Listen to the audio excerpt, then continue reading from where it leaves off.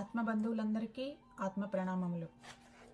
స్వర్ణామృతం, ఒక యోగిని ఆత్మకథ, the untold story of PSSM.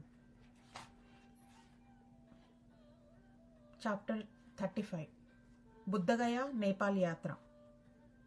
90వ దశకంలో నేను, ఈయన, పిల్లలు మరి 10 మందితో కలిసి బుద్ధుడు తిరిగిన ప్రదేశాలను చూడాలని నేపాల్కు బయలుదేరాము. నేపాల్కు ఎవరు వెళ్లాలన్నా గోరఖ్పూర్ రావాలి. హైదరాబాద్ నుండి ఇక్కడి దాకా ట్రైన్లో వచ్చి లుంబినీకి బస్సులో వెళ్ళాము. అక్కడంతా తిరిగి చూశాము. బుద్ధుడికి సంబంధించిన ప్రదేశాలు చాలా వరకు శిథిలావస్థలో ఉన్నాయి. ఈ లుంబినీలో ఒక గొప్ప విశేషం జరిగింది.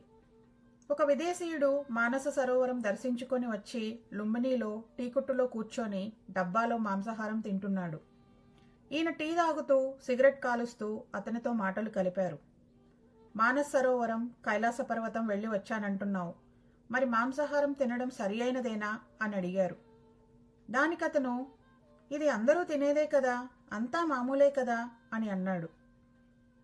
అప్పుడు ఈయన హింసతో రక్తంతో కూడుకున్న మాంసాహారం గురించి చెప్పేసరికి, ఒకే ఒక పని చేయండి, మీరు సిగరెట్ వదిలిపెడితే నేను మాంసాహారం వదిలేస్తా అన్నాడు. అంతే, పత్రిజీ వెంటనే తన చేతిలోని సిగరెట్ను కింద పడేశారు. అతను తన డబ్బాను చెత్తకుండీలో పడేశాడు. మనం ఒక ప్రదేశానికి వెళితే అక్కడ మనకు ఒక లక్ష్యం ఉంటుంది. మనలో పరివర్తన కోసమో ఎదుటివారి పరివర్తన కోసమో ఏదో ఒకటి జరుగుతుంది. ఆ క్షణం నుంచి పత్రిజీ మరలా సిగరెట్ ముట్టుకోలేదు. ఇక్కడి నుండి కాట్మండ్ చేరుకున్నాము. ఇక్కడ బుద్ధ దేవాలయాలు, పశుపతినాథ దేవాలయము దర్శించాము. ఇక్కడ బుద్ధుడికి దేవాలయాలు ఉన్నాయి, కానీ బుద్ధుడి బోధనల గురించి ఏమీ తెలియదు. ఇక్కడ 2-3 రోజులుండి తిరిగి గోరఖ్పూర్ చేరుకొని అక్కడి నుండి బుద్ధగయ వెళ్ళాము. బుద్ధుడు దివ్యజ్ఞాన ప్రకాశం పొందిన జమ్ము చెట్టు కింద మేము ధ్యానం చేసుకున్నాము. అక్కడ ఒక రుద్రాక్ష చెట్టు ఉంటే అక్కడ ధ్యానం చేసుకొని కింద పడిన రుద్రాక్షలు కొన్ని ఏరుకున్నాం. ఈ బుద్ధగయలోనే పత్రిజీ డ్రింక్ చేయడం మానివేశారు. ఇదేనా చిట్ట చివరి బీర్ అంటూ సిప్ బై సిప్ ఆస్వాదిస్తూ తాగి ఇక వదిలిపెట్టారు. No drink in my life అన్నారు. తక్షశిల, సారనాథులను దర్శించాము. కొన్ని బుద్ధ దేవాలయాలను చూశాము. ఈ యాత్రలోనే అలహాబాద్కు వెళ్లి కాశీ చేరుకున్నాము. కాశీ విశ్వేశ్వరుడి దర్శించుకొని గంగ ఒడ్డుకు వచ్చాము. అక్కడి నుండి బోటులో గంగా నది మరోవైపు ఇసుక దిబ్బలను చేరుకున్నాము. అక్కడ ఒక వ్యక్తి గంపలో ఇడ్లీలు పెట్టుకొని అమ్ముతుంటే మన టిఫిన్ తిని ఎన్ని రోజులైందో శుభ్రంగా బుట్ట ఖాళీ చేశాము. ఈ ఊర్లో కాఫీ కూడా దొరకదు, ఎక్కడ చూసినా టీ మాత్రమే ఉంటుంది. అతి కష్టం మీద కాఫీ ఒక కప్పు సంపాదించాను. ఇది 15 రోజుల యాత్ర. ఈ యాత్ర పత్రిజీకి ఇచ్ఛాశక్తికి పరాకాష్ట. అందరూ సిగరెట్, మందు మానేయడం అంటే ఎంతో శ్రమ పడతారు. రీహాబిలేషన్ సెంటర్స్కు వెళ్లి చికిత్స తీసుకుంటారు. కానీ పత్రిజీ అనుకున్న వెంటనే ఆ క్షణాన వదిలిపెట్టారు. అంతటి మనోశక్తి ఆయనకు. ఇది మాత్రమే కాదు, 1 సంవత్సరం అంతా ద్రవాహారం, సూప్ మాత్రమే తీసుకొని ఉన్నారు. అలాగే సంవత్సరం పొడవునా మౌనంగా ఉన్నారు. నెలల తరబడి ఇలా ఉండాలి అంటే అందరికీ సాధ్యం కాదు. ఎంతో దృఢత్వం, మనోశక్తి, పట్టుదల, దీక్ష ఉండాలి. పత్రిగారిలో ఇది అపారం. మనం మాస్టరీ సంపాదించాలి అంటే చాలా విషయాలు వదిలిపెట్టాలి. ఇటువంటి అలవాట్లను తీసివేయాలి. వేటి మీద మోహం ఉండకూడదు. మాస్టర్లను కాషాయ వస్త్రాలు కట్టుకోమని ఎందుకు చెప్పారు? చీరల మీద వ్యామోహం, కట్టలు కొనుక్కున్నాను. అందుకే 2 సంవత్సరాలు రంగు చీరలు వదిలిపెట్టి కాషాయ రంగు చీర మాత్రమే కట్టుకోవడం జరిగింది. ఇది నాకు శిక్ష. మనల్ని మనం మార్చుకోకపోతే మనల్ని సరిదిద్దడానికి ప్రకృతి పాఠం నేర్పుతుంది. బుద్ధ సన్యాసుల్ని అంటారు, కానీ వాళ్ళు మాంసాహారులు. బుద్ధుడి బోధనలు వారికి తెలియవా? బుద్ధుడు శాకాహారి అని వారు కనుగొనలేదా? తెలియకుండా ఎందుకుంటుంది? తెలిసినా వీళ్ళు శాకాహారులుగా మారడానికి ఇచ్చగించలేదా? బుద్ధుడు ధ్యానం చేసి దివ్యజ్ఞానం పొందాడు. మరి బౌద్ధ మతంలో ధ్యానం ఎందుకు లేదు? బుద్ధుడు ఏమి చేశాడో, ఏం చేస్తే బుద్ధుడయ్యాడో అదే ఇప్పుడు బౌద్ధ మతంలో లేదు. మనం ఎలా రాముడి పాటలు పెట్టుకుని పూజిస్తున్నామో అలాగే వాళ్ళు బుద్ధుడి విగ్రహాలను పూజిస్తూ జపం, భజనలు చేస్తున్నారు. బుద్ధుడికి సంబంధించిన ప్రదేశాలు యాత్ర చేయాలని వచ్చిన నాకు ఎక్కడ ధ్యానం అన్నది కనిపించలేదు. బుద్ధుడు, జీసస్ చెప్పినవి ఈరోజు ప్రపంచం ఆలకించడం లేదు, పాటించడం లేదు. అమెరికాలో చాలామంది శాకాహారులుగా మారుతూ దాని విశిష్టతను అందరికీ తెలియచెబుతూ మార్పును తీసుకురావడానికి ఎంతో కృషి చేస్తున్నారు. అటువంటిది భారతీయులమైన మనం కానీ, బౌద్ధ మతాన్ని అవలంబిస్తున్న వారు కానీ మాంసాహారం తినడం ఎంత సిగ్గుచేటు. బుద్ధుడు బోధించిన ఆనాపానసతి ధ్యానాన్ని పత్రిగారు నిరంతర కృషితో ప్రపంచవ్యాప్తం చేస్తున్నారు. ఎటువంటి నియమ నిబంధనలు లేకుండా ధ్యానం అంటే శ్వాస మీద ధ్యాస అని ఎంతో సామాన్య రీతిలో అందరికీ ఎరుకపరుస్తూ ధ్యాన జగత్కై పరిశ్రమిస్తున్నారు. చాప్టర్ 36 అండమాన్ యాత్ర. అండమాన్కు నేను, మారం శివప్రసాద్, ఆయన భార్య చంద్ర, మహానంద, గుడ్డి 5గురం హైదరాబాద్ నుండి చెన్నై వెళ్ళి అక్కడ జ్యోతి మేడం ఇంట్లో ఆగి అక్కడి నుంచి విమానంలో అండమాన్ వెళ్ళాము. అక్కడ చంద్రమౌళి, సురేష్, కామేశ్వరరావు మమ్మల్ని స్వాగతించి పోర్ట్ బ్లెయిర్లోని జిల్లా ఫంక్షన్ గెస్ట్ హౌస్కు తీసుకువెళ్లారు. ఆ రోజు మాయాబందర్ వెళ్ళాము. సముద్ర తీరం నుండి కొంత లోపల నీటిలో ఒక డోమ్ లాగా కట్టారు. అందులో నేను, గుడ్డి రాత్రి 7 గంటల దాకా కబుర్లు చెప్పుకుంటూ హిందీ పాటలు వింటూ మైమరిచిపోయాము. ఇక్కడ సముద్రం చాలా ప్రశాంతంగా ఉంటుంది. అక్కడే ఒక గెస్ట్ హౌస్లో రాత్రి బస చేసి మరుసటి రోజు ఒక హిల్ స్టేషన్కు వెళ్ళాము. అది ఎంతో అందంగా అడుగడుగున ప్రకృతి రమణీయతతో నిండి ఉంది. రాత్రి భోజనం చేసి గెస్ట్ హౌస్ బయట ఎంతో సమయం అలా కూర్చుండిపోయాను. లోపలకు వెళ్లబుద్ధి కావడం లేదు. ప్రకృతిని చూస్తూ అలా మైమర్చిపోవడమే. చంద్ర ఏమో అడవి ప్రాంతం, జంతువు ఏదైనా వస్తుందేమో, జాగ్రత్తగా ఉండాలి కదా, లోపలికి రమ్మని పిలుస్తోంది. నాకు లోపలికి వెళ్లాలని లేదు, బాగా చలి. మరుసటి రోజు బోట్లో ఒక ట్రైబల్ ఏరియాకు వెళ్ళాము. అక్కడ ఫెన్సింగ్ ఉంటుంది. దానిని దాటి నాగరిక మానవులు ఎవరూ కూడా వెళ్ళడానికి లేదు. నాగరికులు అంటే ఆ గిరిజనులకు భయం. ఎవరైనా వెళితే చంపేస్తారు. మన చదువులు వాళ్ళకి చెప్పరాదు. ఇలా వాళ్ళు తమకు తాము గిరిగీసుకుని బ్రతుకుతుంటారు. ఎవరైనా మనల్ని కలుసుకోవాలని ప్రయత్నిస్తే తండావా నుండి వారిని వెలివేస్తారు. అక్కడ ఒక గుడి ఉంది. గుడిలో క్లాసు ఏర్పాటు చేశారు. అక్కడ ఎవరి అనుమతి ఇవ్వరు. ఎలాగో కష్టపడి 1 గంట క్లాస్ చెప్పడానికి మన వాళ్ళు అనుమతి సంపాదించారు. వెదురుతో చెట్ల మీద ఇళ్లు కట్టుకొని జంతువుల నుండి తమను తాము రక్షించుకుంటారు. వెదురుతో వీళ్ళు పైనుండి కిందకు వచ్చేలా ఏర్పాటు చేసుకొని స్నానాలు చేయడం, బట్టలు ఉతకడం చేస్తారు. ఆ నీరు ఖనిజాలతో కూడి ఎంతో ఆరోగ్యవంతంగా ఉంటుంది. ఆ నీరు ఎంత తేటగా ఉంటుందంటే నీటి అడుగున ఉండే రాళ్ళు పారదర్శకంగా మనకు కనిపిస్తుంటాయి. గిరిజనులు రోజు తెల్లవారి లేవడం, కాయకష్టం చేయడం, తినడం, సాయంత్రం 4 అయితే బాగా తాగేసి నిద్రపోవడం, ఇది వారి దినచర్య. అసలు వాళ్ళు చెప్పేదేమిటంటే ఎప్పుడూ తాగుతూ ఉంటారు, ఎప్పుడైనా తాగడం ఆపుతాము అని. గుడి దగ్గర క్లాస్కు 30 మంది వచ్చారు.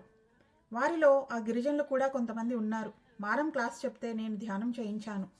అందులో 11 ఏళ్ల చిన్న పిల్ల కళ్ళు మూసుకొని ధ్యానస్థితిలో ఉండిపోయింది. ఎంతకు ఆ స్థితి నుండి బయటకు రాదు. పెద్దవాళ్ళు భయపడుతున్నారు. వాళ్లకు ధ్యానం అంటే ఏమిటో తెలియదు. క్లాస్ అయినా ఆ పిల్ల ధ్యానం నుండి లేవకపోయేసరికి ఎలాగో బలవంతంగా ఆ స్థితి నుంచి బయటకు తెచ్చాము. వాళ్ళు చాలా అమాయకులు. మనసులో కల్మషం ఉండదు, కానీ భయం ఎక్కువ. వాళ్లలో వాళ్ళు ధైర్యంగా ఉంటారు. బయటవారంటేనే భయం ఎక్కువ. అక్కడి నుంచి ఇంకొక యాత్రా స్థలానికి వెళ్ళాము. అది కూడా ప్రకృతి అందాలతో కన్నుల విందుగా ఉంది. అసలు ప్రకృతి ఎక్కడ లేదు చెప్పండి అండమాన్లో. అందరూ ఒక్కసారైనా అండమాన్ వెళ్ళి రావాలి. ఇది నా సూచన. ఈ అండమాన్ ఎలా జనావాసం అయిందో తెలుసా? ఒకప్పుడు ఇక్కడ ఎవరూ ఉండేవారు కాదు. నిర్మానుష్యంగా ఉండేది. ఈ దీవులను చైనా వాళ్ళు ఆక్రమించుకోవాలని చూశారు. భారత ప్రభుత్వం ఈ దీవులను వాసయోగ్యం చేయడం కోసం ఉచితంగా 100 ఎకరాలు ఇస్తామని ప్రకటన చేయగా ఉచిత భూమి కోసం ఆశపడి వెళ్లిన వారిలో ఒక ఊరు ఏర్పడింది. అలా అండమాన్ భారతదేశపు భూభాగంగా పర్యాటక రంగ అభివృద్ధితో అలరారుతోంది. ఇప్పుడు అక్కడ ఒక కమ్యూనిటీ తయారైంది. మేము ఒక్కొక్క రోజు ఒక్కొక్కరికి ఇంటికి భోజనానికి వెళ్ళాము. పోర్ట్ బ్లెయిర్ నుండి హోటల్కు లాంచీలో వెళ్ళాము. అలల కుదుపులకి గుడ్డీకి విపరీతంగా వాంతులయ్యాయి. అక్కడ స్కూల్లో క్లాస్ ఏర్పాటు చేస్తే చెప్పాము. అక్కడే ఒక విడిది ఇచ్చారు. దాంట్లో ఏమీ లేదు. వంట ఇంట్లో సరైన పాత్రలు లేవు. ఎలాగో తంటాలు పడి కట్టెల పొయ్యి మీద టమాటో పప్పు చేసి ఆవకాయతో అన్నం తిన్నాము. మరునాడు ఇంకొక స్కూల్లో క్లాస్ చాలామంది పిల్లలు శ్రద్ధతో విని ధ్యానం చేశారు. తన అనుభవాలు చెప్పారు. అప్పటికే 5-6 రోజులైంది. అందరూ తిరుగు ప్రయాణం అయ్యారు. నేను మరొక వారం నుండి క్లాసులు చెప్పి వస్తానని ఉండిపోయాను. జడ్పీటీసీ గెస్ట్ హౌస్లో ఉంటూ చక్కటి సంగీతం వింటూ కిటికీలో నుండి కొబ్బరి తోటలు చూస్తూ హాయిగా ప్రకృతి సౌందర్యాన్ని అనుభవించేదాన్ని.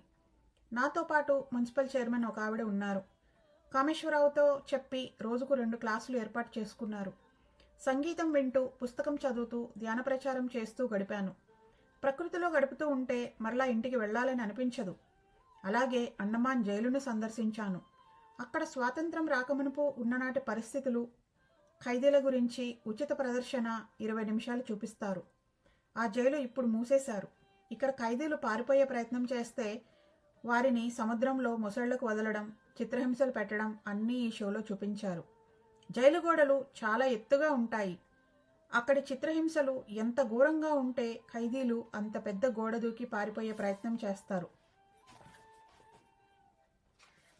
ఆ తరువాత ఇప్పుడున్న జైలుకు వెళ్లి క్లాస్ చెప్పాను. ఈ జైలు ఎంతో బాగుంది. ఖైదీలు చెట్లను నాటి ఎంతో పచ్చదనాన్ని పెంపొందించారు. పేరుకు జైలే కానీ చాలా అందంగా ఆహ్లాదంగా ఉంది. చుట్టూ పోలీసులు, మధ్యలో ఖైదీలు. నేను క్లాస్ చెప్పాలి. పోలీసులను కాస్త దూరం జరగండి, నేను క్లాస్ చెప్పాలి అంటే ఏమీ పర్వాలేదు, ఇలాగే క్లాస్ చెప్పండి అంటూ నా చుట్టూ ఉండి అసలు కదలలేదు. జైల్లో ఖైదీలు ఒక్కొక్కరు ఒక్కొక్క ప్రత్యేక లక్షణంతో ఉంటారట. ఒకడు హత్యలే చేస్తాడు, ఒకడు తాళాలు బద్దలు కొడతాడు, ఒకడు గోడలు దూకుతాడు, ఒకడు కిడ్నాపులు చేస్తాడు. ఇలా రకరకాల నేరాలు చేసే వీరందరినీ ఒక గదిలో చేర్చి నేను ధ్యానం నేర్పించాను. చుట్టూ కరడుగట్టిన నేరస్తులు కాబట్టి పోలీసులు నాకంత కాపలా ఉన్నారు. ఆ ధ్యానంలో ఒక ఖైదీ ఏడుస్తున్నాడు. ఏమిటని అడిగితే, నాకు ఏమేమో కనిపిస్తోంది, నేను చేసింది తప్పు అని నాకు ఇప్పుడు తెలుస్తోంది అని చెప్పాడు. ఇంకొకతను చాలా కాంతులు చూశానని, కొంతమంది రంగులు చూశామని తమ అనుభవాలు చెప్పారు. అక్కడి అధికారులతో చెప్పాను.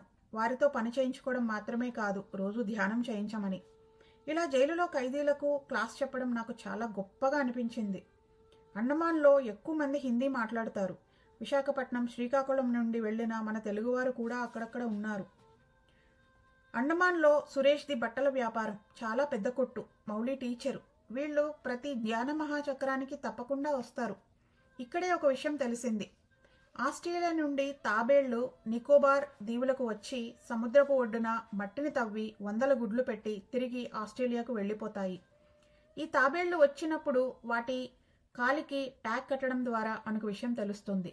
అలా వెళ్ళిపోయిన తాబేళ్లు అవి పెట్టిన గుడ్లను గురించి తలుచుకోగానే ఇక్కడ గుడ్లు పగిలి పిల్లలు బయటకు వస్తాయి. అలాగే తమ ఆలోచన శక్తితో వాటిని కడుపు నింపడం, పెంచడం చేస్తాయి. అలాగే తమకు అవసరం లేకపోతే మన అవయవాలన్నింటినీ డిప్పలోనికి ముడుచుకుంటాయి. అప్పుడు తాబేలు డిప్ప మీద కూర్చున్నా దానికి ఏమీ కాదు. తాబేలు నుంచి నేర్చుకోవాల్సింది మొదటగా ఆలోచన శక్తిని ఎలా ఉపయోగించాలి అని. అలాగే మన పంచేంద్రియాలను ఎలా అదుపు చేసుకోవాలి. అది అదుపులో ఉన్నప్పుడు మనలను ఎవరు ఏమి అన్నా మనకు కోపం, బాధ ఏమీ కలగవు. తాబేలు శ్వాస చాలా తక్కువగా తీసుకుంటుంది కాబట్టి 100 సంవత్సరాలు బ్రతుకుతుంది. అలాగే మన శ్వాస తగ్గే కొద్దీ మన ఆయుష్ పెరుగుతుంది. ఎక్కువ కాలం బ్రతకవచ్చు. ఇదే యోగుల పద్ధతి. కుక్కలు కూడా ఎక్కువ శ్వాసలు తీసుకుంటాయి కాబట్టి అవి చాలా తక్కువ కాలం బ్రతుకుతాయి. తాబేలు దగ్గర మనం నేర్చుకోవాల్సిన ఇంకొక గొప్ప విషయం బంధరాహిత్యం. తల్లి ఎక్కడో, పిల్లలు ఎక్కడో మానసిక బంధం తప్ప ప్రత్యక్షంగా కలుసుకోవడం ఉండదు. ఒక్కొక్క జంతువుకు ఒక్కొక్క లక్షణం ఉంటుంది. మనము ఇలా తయారు కావాలి. మనిషిలో అన్ని లక్షణాలు ఉన్నా కానీ దానిని సరిగ్గా వినియోగించడం లేదు. అతని శక్తి అన్ని ఇంద్రియాలకు పంచబడుతోంది. నేను చెప్పదలుచుకున్నది ఏమిటంటే, కళ్ళు కనిపించని వారికి ముక్కు, చెవులు చురుకుగా ఉంటాయి. చెవులు వినిపించని వారికి మాటలు కూడా రావు, కానీ మెదడు చాలా చురుకుగా ఉంటుంది. మౌనంగా ఉంటే ఈఎస్పి బాగా పనిచేస్తోంది. ఇలా ఒక ఇంద్రియం వినియోగించకపోవడం ద్వారా ఆ శక్తి తక్కిన ఇంద్రియాలకు వినియోగించబడుతుంది. మనకు అన్ని ఇంద్రియాలు చురుకుగా ఉండాలంటే మనం ధ్యానం ద్వారా వాటిని అదనపు శక్తి ఇవ్వాలి. ఇలా జంతువుల దగ్గర నుండి, ముఖ్యంగా తాబేళ్ల దగ్గర నుండి బంధరాహిత్యం, ఆలోచన శక్తి, ఇంద్రియ నిగ్రహం, ఎక్కువ కాలం బ్రతకడం నేర్చుకొని మనము అలా తయారు కావాలి. పత్రిగారు కూడా అంతకు మునుపు ధ్యాన ప్రచారానికి వెళ్ళినప్పుడు చుట్టుపక్కల చూడదగిన ప్రదేశాలు ఉంటే చూసేవారు. కానీ ధ్యాన ప్రచారం పూర్తి అయిన తరువాతనే సుమా, ధ్యాన ప్రచారాన్ని పక్కన పెట్టి మాత్రం వారు పనిచేయరు. ఎప్పుడైతే అస్సలు విహారాల గురించి ఆలోచించడం లేదు, అంతా వదిలిపెట్టేశారు. అయితే జీవితంలో మనం చేసే పనిలో సమతుల్యత ఉండాలి. వారందరితో ఉన్నప్పుడు ఎక్కువ యాత్రా ప్రదేశాలు చూస్తూ 2 క్లాసులు చెప్పాను. అందుకనే తృప్తి చెందక మరికొన్ని రోజులుండి మరింత ధ్యాన ప్రచారం చేశాను. పత్రిగారు యాత్రా విశేషాలు అన్నీ విని గుడ్ షో అంటూ కరచాలనం చేశారు. ఇలా అండమాన్ యాత్రలో ప్రకృతి విహారం, ధ్యాన ప్రచారం 2 చక్కగా జరిగాయి. 37 చార్ధామ్ యాత్ర 1. నేను మా ఊర్మిళ అక్క, అహ్మదాబాదులో ఉండే రత్నక్క, సతీష్ బావుగారితో కలిసి గుజరాత్ చిన్మయ మిషన్ గ్రూపుతో ఈ యాత్రకు వెళ్ళాను. హైదరాబాద్ నుండి నేను, ఊర్మిళ అహ్మదాబాద్ నుండి చేరుకొని అక్కడి నుంచి గుజరాత్ గ్రూప్తో ట్రైన్లో ఢిల్లీకి ప్రయాణం. రైలు బండి ఎక్కామో లేదో గుజరాతీలు డబ్బాలు తెరవడం మొదలుపెట్టారు. రకరకాల తినుబండారాలు నోరీరుస్తున్నాయి, వాసనలు గుమగుమలాడుతున్నాయి. వాళ్ళు చాలా రుచిగా వండుతారు. వారిలో ఉన్న మంచి గుణం వారు తినడంతో పాటు పక్కవారికి కూడా కొంత పంచుతారు. ఆ గుణం వాళ్లలో ఉంది, కాకపోతే ఆ గుణం స్వల్పమే. గుజరాతీలు తమకు ఏదైనా ప్రయోజనం ఉంటేనే పక్కవారితో పంచుకుంటారు. ఇది 10 రోజుల యాత్ర. ఉత్తరకాశీ, గంగోత్రి, బద్రీనాథ్, కేదార్నాథ్లను దర్శించాలి. లెస్ లగేజ్ అని చెప్తుంటారు కాబట్టి తక్కువగానే తీసుకుని వెళ్ళాము. కాకపోతే ఈ గుజరాతీయులకు బట్టల కన్నా తిండి మోతే ఎక్కువ ఉంది.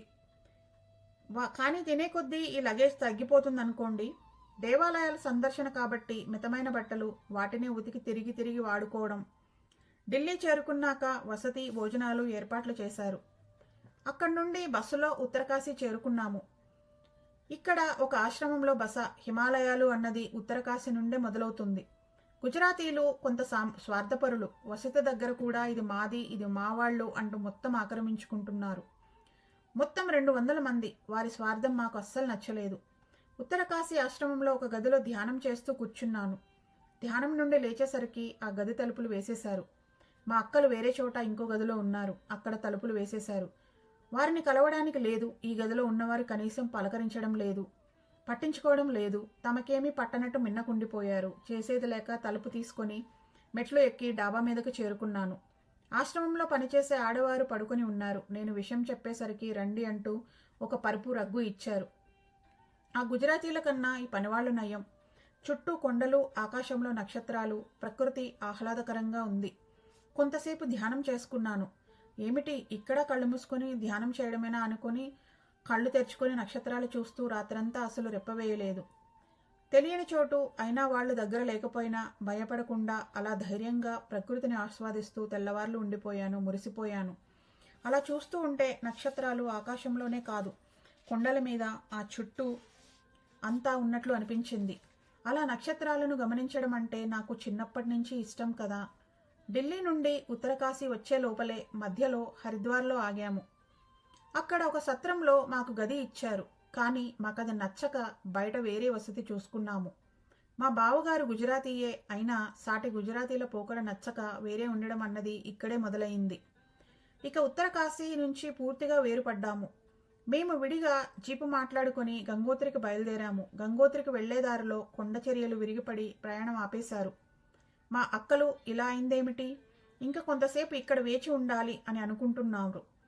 నాకు ఇదేమీ పట్టలేదు. హాయిగా వేడివేడి తాగి చుట్టూ ఉన్న ప్రకృతిని ఆస్వాదిస్తూ కూర్చున్నాను.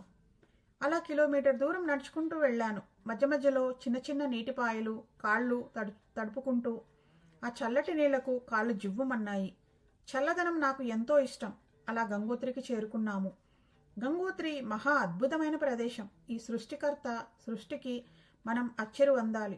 ఒక గుహ ఉంటుంది. అందులో నుండి గంగ వెలికి వస్తూ ఉంటుంది. గంగ యొక్క ఆరంభ స్థానం ఇది.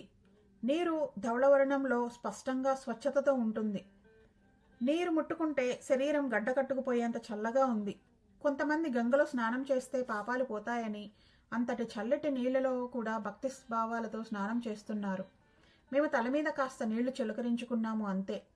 ఎన్నో మూలికలతో ఖనిజాలతో కూడి ఉన్నది కాబట్టే గంగాజలానికి అంతటి ప్రశస్తి. ఇక్కడి నుండి కేదార్నాథ్ బయలుదేరాము. ముందు జోషిమఠ్లో ఆగి అక్కడ నుండి 14 కిలోమీటర్లు పైకి వెళ్ళాలి. నేను, ఊర్మిళక్క గుర్రాల మీద, మా రత్నక్క బావగారు డోలీలలో బయలుదేరాము. చాలా సన్నని బాట. రెండు వైపులా గుర్రాల రాకపోకలు. ఒకవైపు లోయ, క్రింద అలకనంద నది పారుతోంది. కొండ ఎక్కుతున్నప్పుడు గుర్రం పైన ముందుకు వంగి కూర్చోవాలి. అవసరమైతే అక్కడక్కడ గుర్రాన్ని ఆపుతారు. పూరి, ఆలు కూర, జిలేబీ, టీ తప్ప ఇంకేమీ ఉండదు. ఎన్నిసార్లు అవే తింటాము? గుర్రాన్ని ఆపమంటే గుర్రాన్ని ఆపేసి అతడు వెళ్ళిపోతూ ఉంటాడు. నువ్వు అలా వెళ్ళిపోవద్దు, దగ్గరుండి గుర్రాన్ని తీసుకువెళ్ళరా బాబు అంటే, మాతాజీ ఏమీ భయం లేదు, గుర్రం అలవాటుగా నడిచి వచ్చేస్తుంది, మీరేమీ ఫికర్ కావద్దు, నేను ముందు నడుస్తాను కదా, ఏం పర్వాలేదు అంటాడు. నేను మొదట పైకెళ్ళిపోయాను. వీళ్ళు రావడానికి ఆలస్యమైంది. అక్కడి నుండి కొండలు చాలా దిగువగా కనిపిస్తుంది. ఎటు చూసినా పచ్చదనం, పచ్చడి తివాచి పరిచారా అన్నట్టుంటుంది. నేను ఏ సుందరసీమకు వచ్చానా అన్నట్లు అవన్నీ ఆస్వాదిస్తూ మైమర్చిపోయాను. ఇంతలో వీళ్ళు వచ్చారు. ఒళ్ళంతా నొప్పులు అంటూ ఒకటే ఇదైపోతున్నారు. నాకు నొప్పులు ఉన్నాయి, కానీ దాన్ని బయటపెట్టకుండా ప్రకృతిని ఆస్వాదిస్తున్నాను. అక్కడే చిన్న విడిదిలో బస చేశాము. కిటికీ తలుపులు తీస్తే మంచుగాలి లోపలికి వీచి పరుపులు, దుప్పట్లు అంతా చెమ్మ చేసేసింది. ఎలాగోలా సర్దుకొని వాళ్ళు పడుకున్నారు. నేను నెమ్మదిగా గది నుండి జారుకొని పక్కనున్న చిన్న కొండలను ఎక్కాను. అక్కడి నుండి ప్రకృతిని వీక్షిస్తూ కూర్చుంటే కొండ దిగి రాబుద్ది కావడం లేదు. కిందకు వస్తే ఏముంది, ఒళ్ళు నొప్పుల గోల తప్ప. సాయం సంధ్య వరకు అక్కడే గడిపి చీకటి పడే సమయానికి దిగి వచ్చాను. నన్ను చూస్తూనే అరిచారు, ఎక్కడికి అలా ఒంటరిగా వెళ్ళిపోతావు, నిన్ను వెతుక్కోవడమే మరొక పని అయిపోయింది అంటూ. మరుసటి రోజు పొద్దున 4 గంటలకే లేచి బయటకు పరిగెత్తాను ప్రకృతిని ఆస్వాదించడానికి. ఎదురుగా కొండ మంచుతో కప్పబడి ఎంత అందంగా ఉందో. నిన్న పొగమంచు కారణంగా కనిపించని కొండ నేడు కనిపిస్తుంటే త్వరగా రండి రండి అంటూ మా అక్కలను కేకవేశాను. వాళ్లేమో అలసిపోయి నొప్పులతో ఉన్నారు. నా ఆనందంతో నేను హడావుడి చేస్తున్నాను. ఆలస్యమైతే మంచు కారణంగా కొండ ఎప్పుడు కనిపించకుండా పోతుందో, ఆ అందాలను వాళ్ళు ఎక్కడ కోల్పోతారో అన్న భావనతో. నా సంతోషాన్ని వారితో పంచుకోవాలన్న ఆతృత నాది. నిన్న కనిపించిన కొండ నేడు కనిపిస్తుంటే నాలో పిచ్చి సంతోషం, లోపల దాచుకోలేనంత ఆనందం నాది. అక్కడి నుండి ఆలయానికి నడిచి వెళ్ళాము. అది ఒక గుహ లోపల శిల ఉంది. ఇక్కడ విగ్రహాలు ఏమీ ఉండవు. ఆ శిలనే కేదార్నాథుడిగా పూజిస్తారు. మా అక్క బావ పూజలు చేస్తుంటే నేను వారి వెనక కూర్చొని ధ్యానం చేశాను. పైనుండి 2 కాంతి కిరణాలు ఆ శిల మీద పడేసరికి ఆ శిల శివలింగంగా మారింది. చాలా గొప్ప అనుభవం. ఇక అక్కడి నుండి క్రిందనున్న జోషిమఠకు రావాలి. ఈసారి గుర్రం మీద కాకుండా నడిచి కొండ దిగాలని అనుకున్నాను.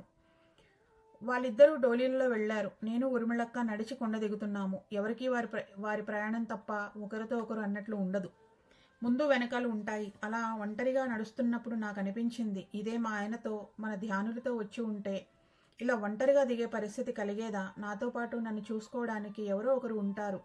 ఇలా ఒంటరిగా నడుస్తుంటే ఎంతో దూరం ప్రయాణం చేసినట్లు ఉంది అని అనుకున్నంతలో నా పక్కన ఒక యువకుడు నన్ను పలకరిస్తూ, మీరు ఎందుకు అలా అనుకుంటున్నారు, ఒంటరితనం భావిస్తున్నారు, మేమంతా లేమా అని చెప్తున్నాడు. ఆ కుర్రాడు ఎవరో ఏమో నాకు తెలియదు. ఆ చెట్టు చూడండి, ఈ నది చూడండి, నదిలో గుర్రం ఎలా స్నానం చేస్తుందో చూడండి, ఆ నది దగ్గర మనుషులు ఎలా అక్కడికి చేరుకున్నారో కదా అంటూ కబుర్లు చెప్తూ నాకు ప్రయాణం అలసట తెలియకుండా తోడు వస్తున్నాడు. ఇంతలో అతని భార్య వచ్చింది. పరిచయం చేశాడు. ముగ్గురు కలిసి నడుస్తూ కొండ దిగుతున్నాము. వాళ్ళిద్దరూ ఎక్కడ ఉంటారు, ఏమి చేస్తుంటారు అని అడిగాను. ఇంతలో ఒక మాట అన్నాడు, మీ దర్శనం చాలా బాగుంది అని.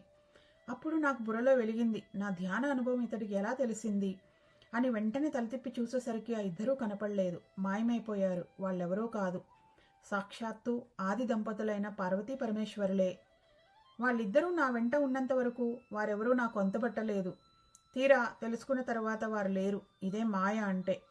అంతదాకా కబుర్లు చెప్పారు. నేను వారితో మాట్లాడుతున్నాను. నువ్వెక్కడుంటావు అంటే, ఇక్కడే కొండపైన ఉంటాను అని చెప్పాడు. ఆ సమాధానాలు వింటూ ఉన్నప్పుడు నాకేమీ తోచలేదు. తీరా విషయం తెలిసేసరికి కనిపించడం లేదు. ఎంత వెతికినా ప్రయోజనం లేకపోయింది. అప్పటికే నేను కొండ దిగువన వచ్చేశాను. ఇంకొంత దూరమే, ఒక 1/2 కిలోమీటర్ మాత్రమే ఉంది.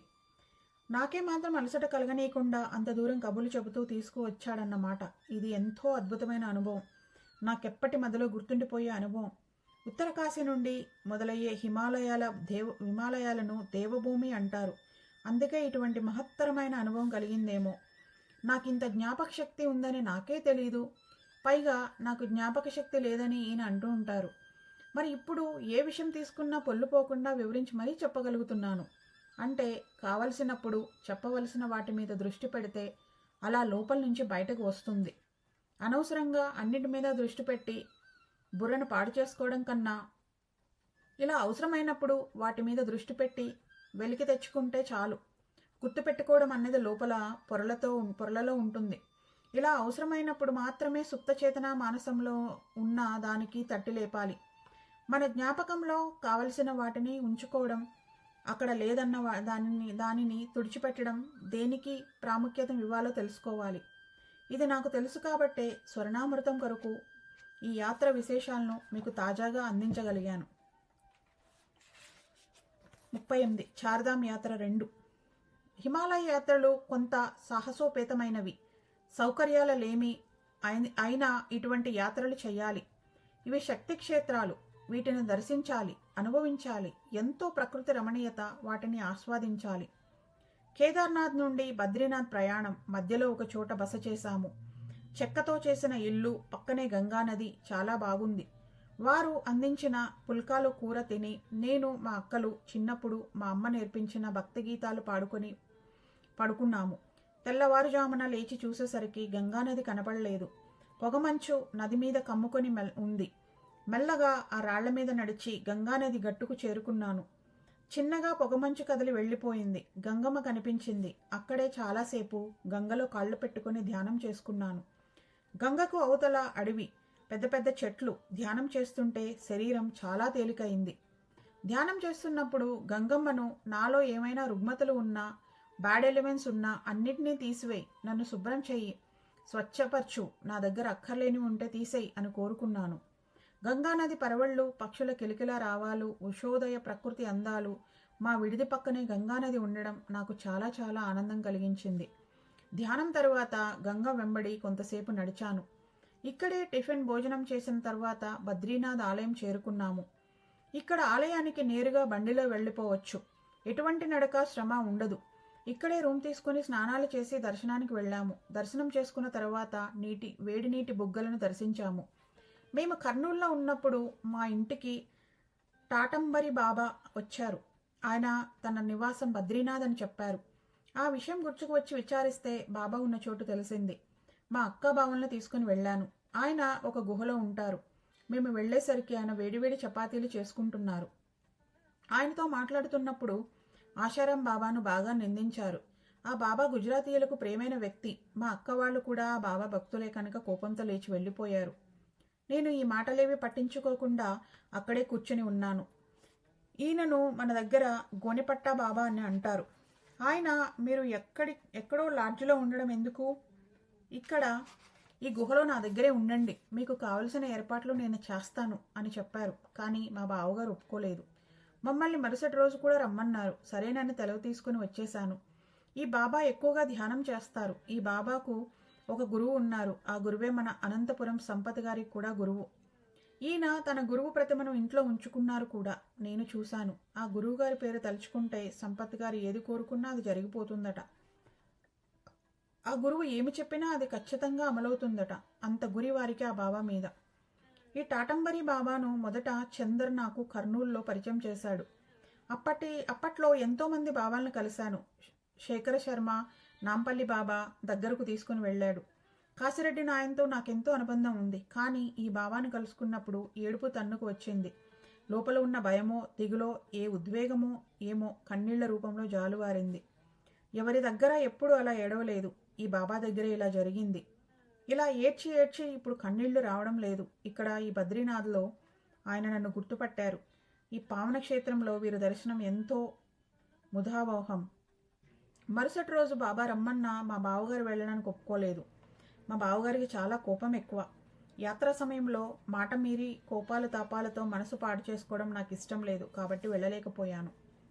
బద్రీనాథ్లో బాబాలు సంచరిస్తున్నా మనం కనుగొనలేము, గుర్తుపట్టలేము. మన పక్కనే ఉన్నా తెలుసుకోలేము. వాళ్ళు అవసరమైతే సంచరిస్తారు తప్ప, లేకపోతే తమ గుహలలో సాధనలు చేసుకుంటూ ఉంటారు. తమ గుర్తింపును అస్సలు తెలియనివ్వరు. తెలిస్తే అంతే సంగతులు. జనాలు వారి వెంటబడతారు. తమ కోరికలతో వారిని సతాయిస్తారు. అందుకే వారికి మనం పట్టుకోలేము. నాకు ఈ విషయాలన్నీ గుణాకర్ రెడ్డి చెప్పాడు. అతనికి ఇలా యోగులను కలుసుకోవాలనే ఆసక్తి ఎక్కువ. అతను బద్రీనాథ్ వచ్చినప్పుడు బాబాలను వెతుకుతూ ఎంతో దూరం ప్రయాణం చేశాడు. ఒకవేళ వాళ్ళు మనకు కనిపించిన కాంతి రూపంలో కనిపించేవారు, చటుక్కున మాయమయ్యేవారు అని చెప్పాడు. గుణాకర్ నేను వెళ్ళిన తర్వాత బద్రీనాథ్ వెళ్ళి వచ్చి ఈ అనుభవాలు చెప్పాడు. ఒకసారి నేను వెనుదిరిగి నెమరు వేసుకుంటే నాకు ఇటువంటి అనుభవాలు కలిగాయని గుర్తించాను. కేదార్నాథ్, బద్రీనాథ్లలో తెల్లటి స్వచ్ఛకాంతి కనిపించేది. తిరిగి చూసేసరికి ఏమీ ఉండేది కాదు. ఒక్కొక్కసారి కంటికి కనిపించకపోయినా కాంతిని అనుభూతి చెందుతాము. టాటంబరి బాబా గుహ నుండి నడిచి వస్తూ ఉంటే దారిలో రాఘవేంద్ర స్వామి మఠం కనిపించింది. లోపల నుంచి సాంబార్ రసం వాసన బయటకు వస్తోంది. మాకు ఆకలి దంచేస్తోంది. ఈ యాత్రలో ఆలు కూర, పూరి తప్ప ఇంకేమీ లేవు. తీరా అక్కడికి వెళితే ఎవరో స్వామీజీ కోసం వేచి చూస్తున్నారు. ఆయన వచ్చిన తర్వాతే అన్న సంతర్పణ జరుగుతోంది అని చెప్పారు. మేము చాలాసేపు వేచి చూసి అక్కడి నుంచి బయట ఎక్కడో భోంచేశాము. ఉత్తర భారతదేశంలో గంగను గంగమ్మ, గంగమయ్య అంటూ ఎంతో గౌరవంగా సంబోధిస్తారు. గంగను నదిలాగా కాకుండా ఒక దేవతలా చూస్తారు. చిన్నపిల్లల దగ్గర నుండి పెద్దవాళ్ళ దాకా అలా గౌరవంగానే గంగా నదిని సంబోధిస్తారు. పతంగులు ఎగురవేసే పిల్లాడు కూడా గంగమయ్య అంటూ వింటూ ఉంటే వినడానికి ఎంత ముచ్చట కలిగిందో. ఇదే విషయం నేను ధ్యాన్ కుంభ్ ఋషికేశ్కు వెళ్ళినప్పుడు కూడా గమనించాను. ఋషికేశ్లో గంగ ఎంతో ప్రశాంతంగా ప్రవహిస్తోంది. అదే హరిద్వార్లో గంగ వరవడితో అఖండ గంగలా ఉధృతంగా ప్రవహిస్తోంది. నాకు గంగతో అనుబంధం ఎక్కువ. నేను డెహ్రాడూన్కి వెళ్ళినప్పుడు అక్కడ గంగానదిలో కూర్చొని 7-8 గంటల ధ్యానం చేశాను. నాలో మార్పు అప్పటి నుండే మొదలైందని చెప్పవచ్చు. నదిని నీటి ప్రవాహంలా కాక మనం ఉన్నత దృష్టితో చూడాలి. ఎక్కడో పర్వతాల్లో పుట్టిన నది ఎన్నో మూలికలు, ఖనిజాలను మూటకట్టుకొని మన దాకా వచ్చి అందిస్తుంది. గంగ జీవనది. మనం భక్తితో చూడాలి. కానీ భక్తి యోగంలో కొంత మూఢత్వము, స్వలాభంతో నదిని ఖరాబు చేస్తున్నారు. కానీ ధ్యానులకు భక్తితో పాటు గౌరవం ఉంటుంది. భక్తి అంటూ మనం నదులను ఎంత కలుషితం చేస్తున్నామో చూస్తున్నాం కదా. గంగతో మనం మాట్లాడొచ్చు. గంగ మనకు బదులిస్తుంది, స్పందిస్తుంది. సీతమ్మ సరయు నదితో, గోదావరితో మాట్లాడినట్టు మనము మాట్లాడొచ్చు, మాట్లాడాలి కూడా. మన శరీరంలో 70% నీరే ఉంది. ఈ నీరు బాహ్యంలో ఇంకో నీటిని చూసినప్పుడు సంభాషిస్తోంది. అందుకే నీటిని చూసినప్పుడు మనం మురిసిపోతాము. ఆ నీటిలో తేలిపోవాలని, కలిసిపోవాలని చూస్తాము. ఇటువంటి యాత్రలకు వెళ్ళినప్పుడు మనం అంకిత భావంతో వెళ్ళాలి. తార్కిక బుద్ధిని పక్కన పెట్టాలి. స్వీకృత బుద్ధితో ఉండాలి. లేకపోతే నువ్వు ఏమీ దర్శించలేవు. ఇలా బద్రీనాథ్ నుండి ఢిల్లీ నుండి హైదరాబాద్ చేరుకున్నాను. చిన్నపిల్లలకు కొత్త ఆటబొమ్మ కొనిస్తే ఎంత ఉత్సాహంతో ఉంటారో నాకు ఈ యాత్ర అంతే. ప్రకృతిని తిలకించినప్పుడు, ప్రకృతిలో గడిపినప్పుడు, దానితో మమేకమైనప్పుడు ఎంతో ఉత్సాహంగా ఉన్నాను. మాస్టర్ కాంతి రూపంలో నన్ను సంరక్షిస్తూనే ఉన్నారు. ఇదే నా మొదటి హిమాలయ యాత్ర.